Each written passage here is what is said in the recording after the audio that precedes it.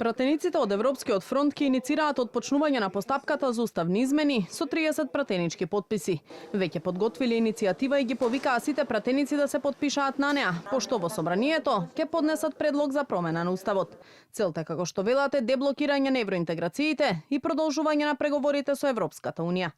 Ова иницијатива се темели на уставната можност предвидена во член 130 од Уставот, според која предлог за измена на Уставот може да поднесат најмалку 30 пратеници.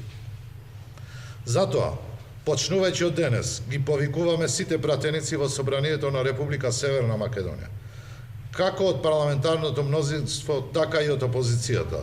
Ги повикуваме сите, ставете го вашиот подпис, деблокирајте го процесот, овозможете и на државата да оди напред. На политичка волја од власта за промена на уставот, вчера од собраниска дебата повика и лидерот на СДСМ Венко Филипче.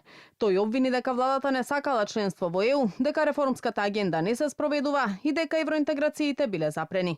Од власта остануваат на ставот дека промена на уставот нема да има. Според премиерот Мицкоски, СДСМ уште еднаш сакале да ги клекнат граѓаните на колена и да си играат со нивното достоинство.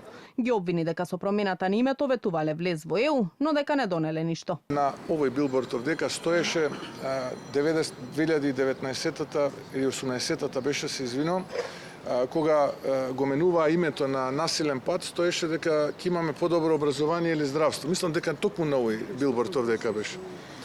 Донесоа ли кога го сменија името? Донесоа ли бесплатно здравство, донесоа ли по-квалитетно образование, по-добра економија, повисоки пензии, повисоки стипендии, донесоа ли? Не, само неколкумина од голтари стана милионери.